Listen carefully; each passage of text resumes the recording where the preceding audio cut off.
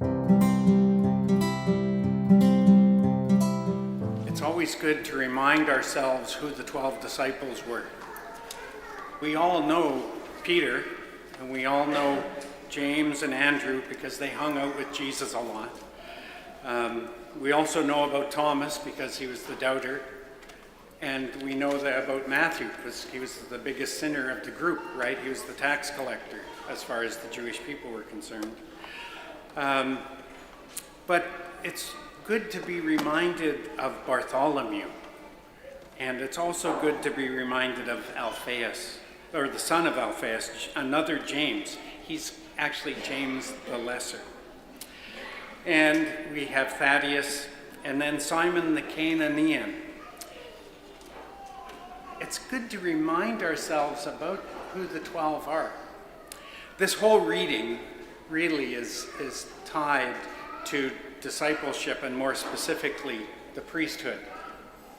And we could very easily insert my friend Bob's name into this group of apostles. We could insert Father Jude's name, Father Steve's name, because they are answering that call to go and proclaim that the kingdom of heaven has come near. But they need help. They need help in this call. So Jesus is calling each one of us, not just certain people to the priesthood, but all of us, all us Christians, all us Catholic Christians are called to mission, to go out. At the end of Mass, I'm going to invite you to go out and proclaim the good news. And it's not just an empty invitation. We are called, each one of us, to go out on mission.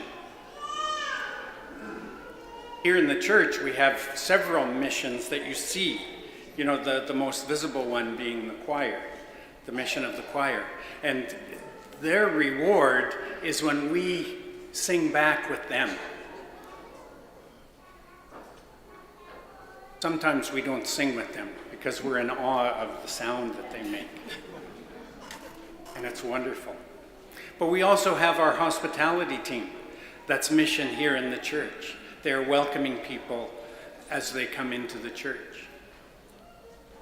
Our Eucharistic ministers are also on mission to bring the body of Jesus to each one of us.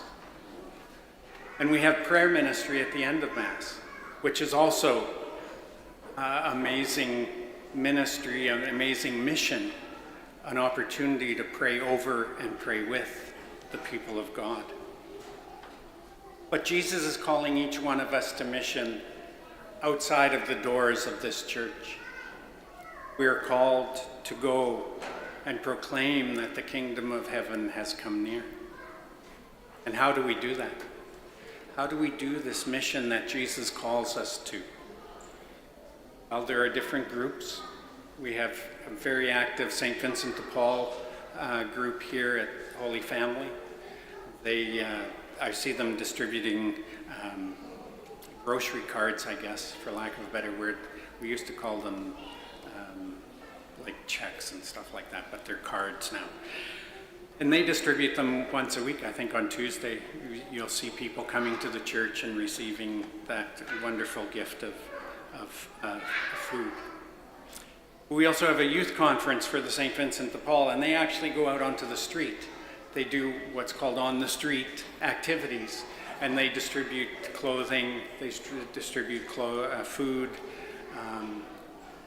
they distribute things as simple as toiletries. But they're very active, and they're things that you can do with these groups.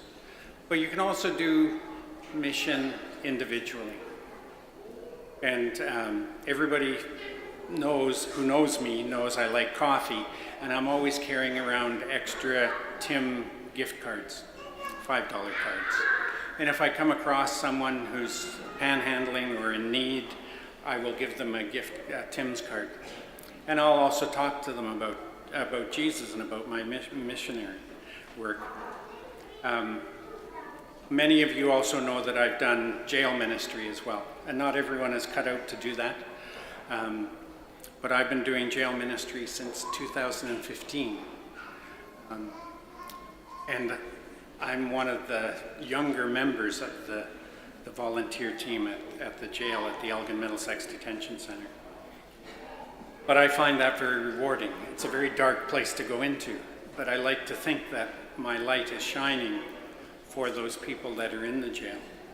And I don't go in with any preconceived notion that I'm going to really change or impact their lifestyle, because it is a lifestyle that many have chosen.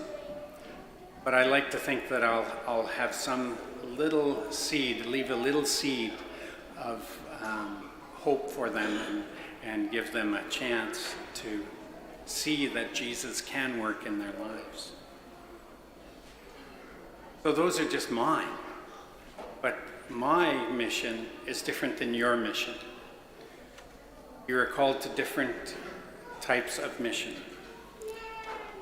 And these are the three things I want you to consider in the following week. I want you to pray about your call to mission.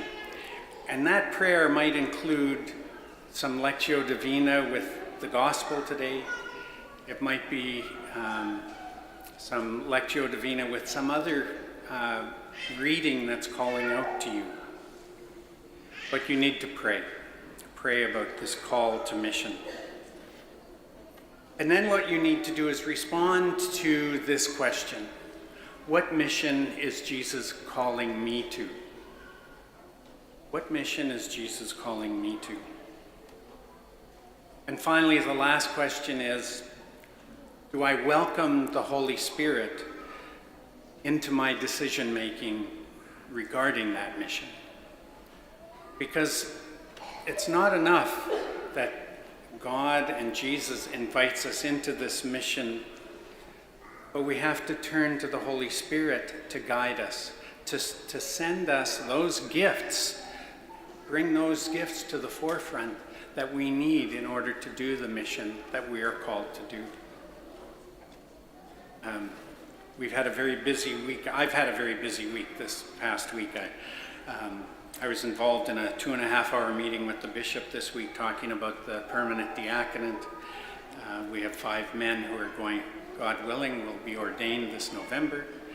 We're also welcoming a new group of men into formation this September.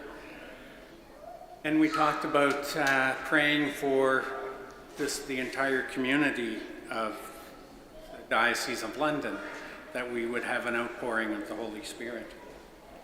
And then Thursday night I was here at the parish with some meetings, and all day Friday and yesterday morning we had a leadership summit, first one in several years.